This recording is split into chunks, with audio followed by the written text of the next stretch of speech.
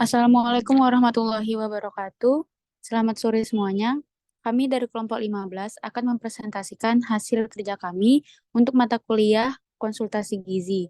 Kami akan membahas tentang motivational interviewing.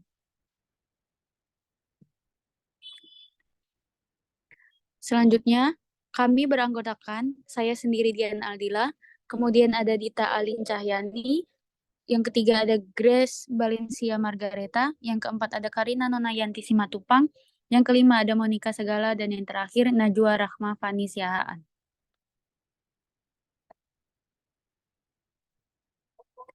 Baik, untuk slide selanjutnya akan dibacakan oleh Dita Alin.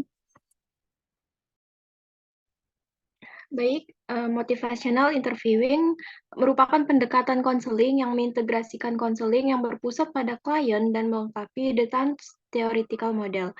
Nah, karena memerlukan fokus pada strategi untuk membantu memotivasi klien untuk membangun komitmen dalam melakukan perubahan perilaku dan bergerak menuju kepada tahap tindakan. Dalam motivational interviewing ini, motivasi tidak dipandang sebagai sifat kepribadian atau mekanisme pertahanan, tetapi dianggap sebagai kesiapan untuk berubah yang dapat mengubah dan dipengaruhi oleh orang lain. Nah, karena itu, konselor dapat memengaruhi motivasi, dan melakukan hal itu dianggap sebagai bagian dari tanggung jawab intervensi.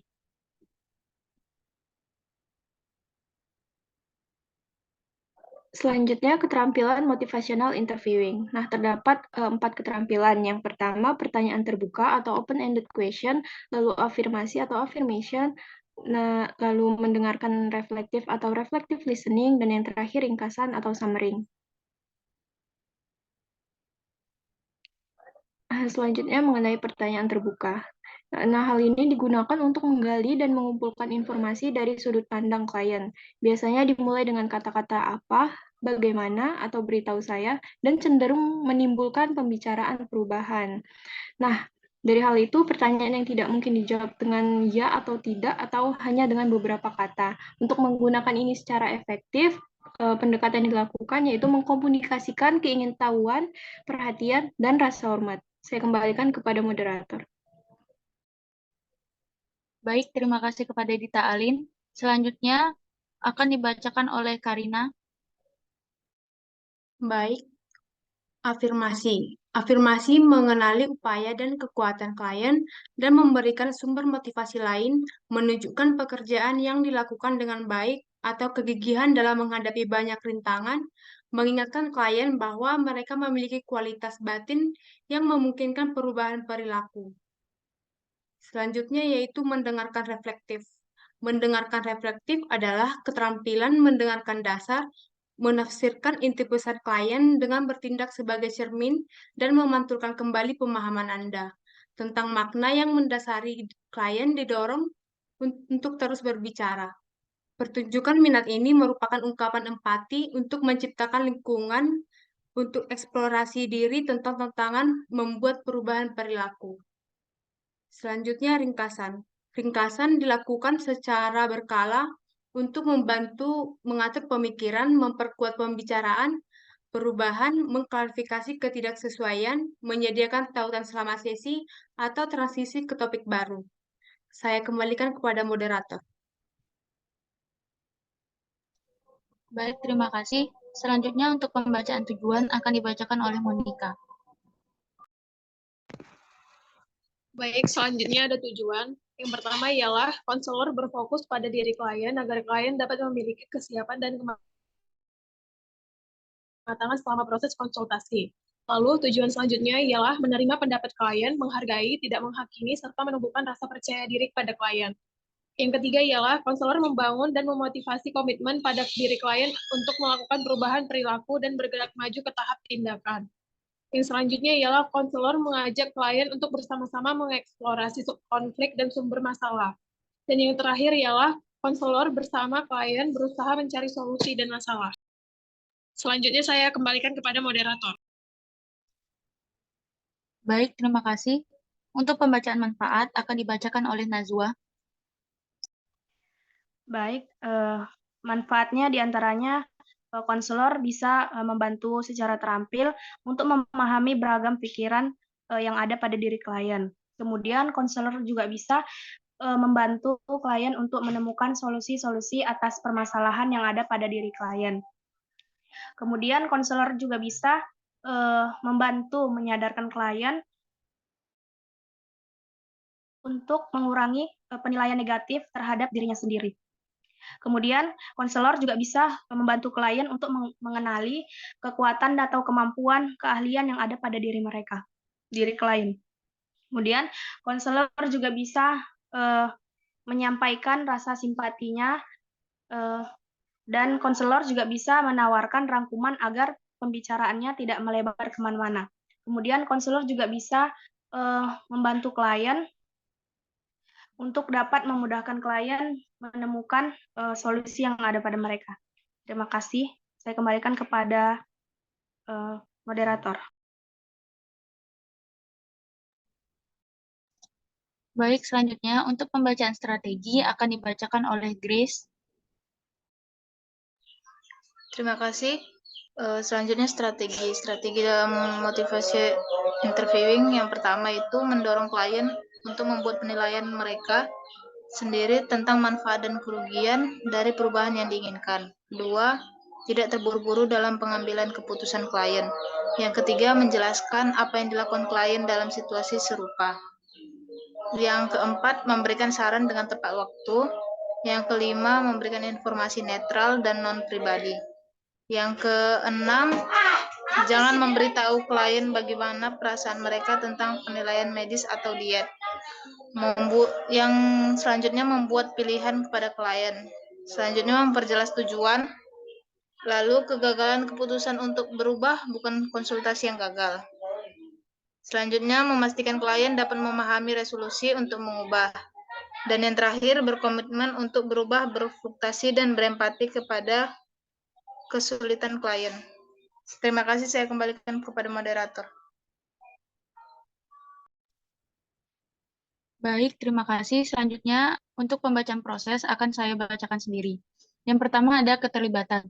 Menurut Miller dan Rolnick, dalam proses ini yaitu keterlibatan hubungan antar konselor dengan klien berfungsi membangun rasa saling percaya dan saling membantu. Didasari dengan sikap konselor yang memiliki rasa ingin tahu dan memiliki rasa kehangatan, serta mengajukan pertanyaan tanpa adanya rasa mengancam. Kemudian yang kedua, fokus. Tujuan dalam proses ini yaitu mengembangkan arah tujuan pembahasan yang jelas dan tidak memungkinkan untuk pengembangan tujuan yang tercapai.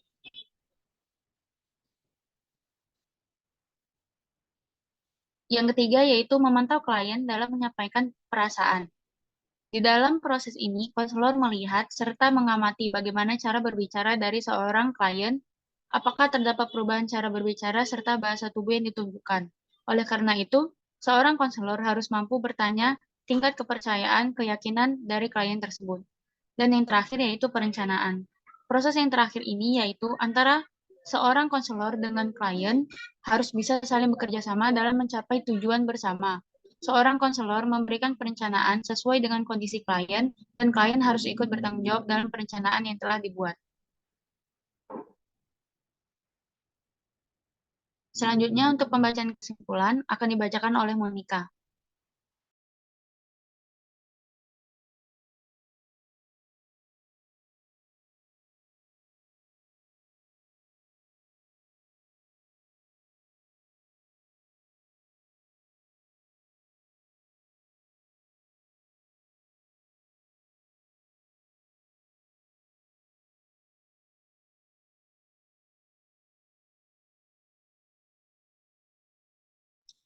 Baik, mungkin Monica sedang dalam terkendala jaringan. Kesimpulan dari motivational interviewing yaitu metode yang digunakan konselor untuk memberikan sebuah motivasi kepada seorang klien yang memiliki riwayat penyakit tidak sehat. Diharapkan dengan menggunakan metode ini, klien bisa menjalani kehidupannya dengan baik dan benar. Baik, sekian presentasi yang dapat kami sampaikan. Selanjutnya, apakah ada yang ingin bertanya? Silakan raise hand ya, teman-teman.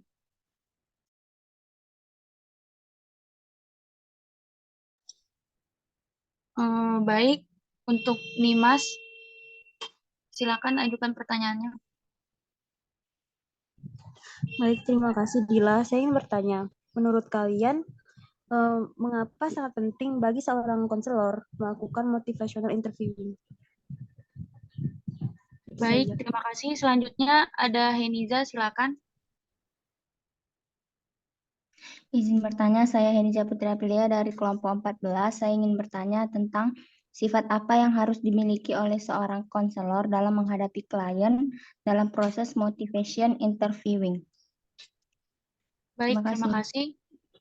Ya, Ya. sama-sama. Yang terakhir ada Ade Dibra, silakan. Baiklah, saya izin bertanya, apakah manfaat penerapan afirmasi positif bagi klien? Makasih. Baik, terima kasih. Tolong berikan kami waktu untuk menjawabnya.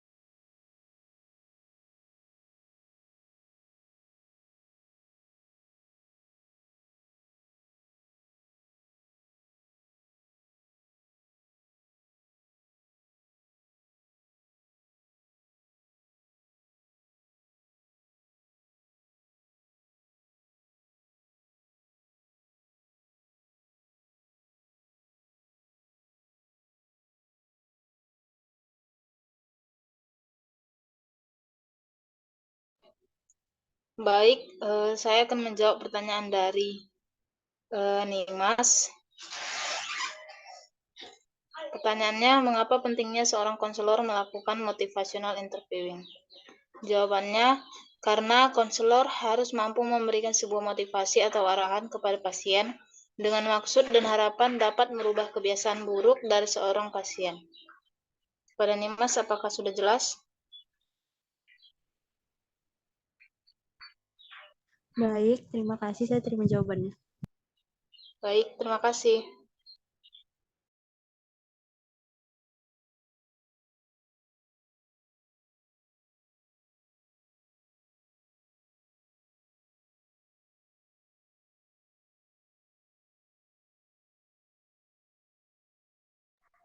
Baiklah, selanjutnya saya akan menjawab pertanyaan dari Heniza.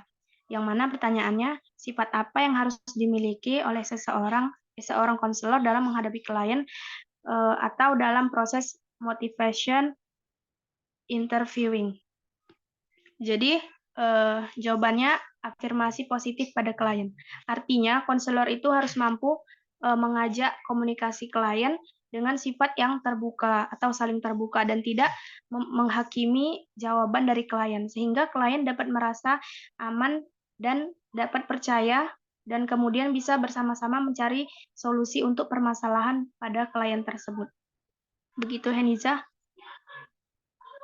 Terima kasih Najwa atas jawabannya. Ya, sama-sama.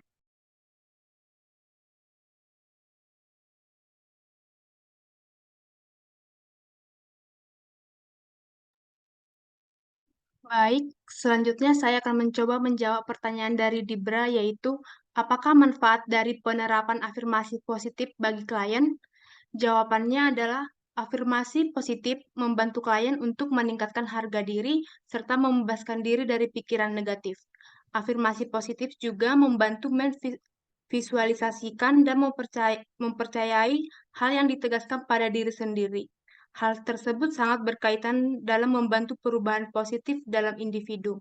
Dan berpikir positif diharapkan dapat menggantikan pemikiran yang negatif sehingga pasien mampu mengambil keputusan dan mencapai tujuan yang realistis dalam hidupnya serta mengontrol ketidakberdayaannya dengan mengendalikan situasi yang masih dapat dilakukan oleh pasien. Gimana Dibra? Apakah Anda setuju dengan jawaban saya? Makasih, Karin. Ya, setuju.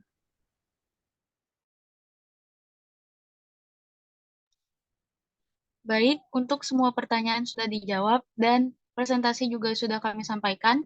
Terima kasih semuanya atas perhatiannya. Mohon maaf bila presentasi kali ini kami ada kesalahan.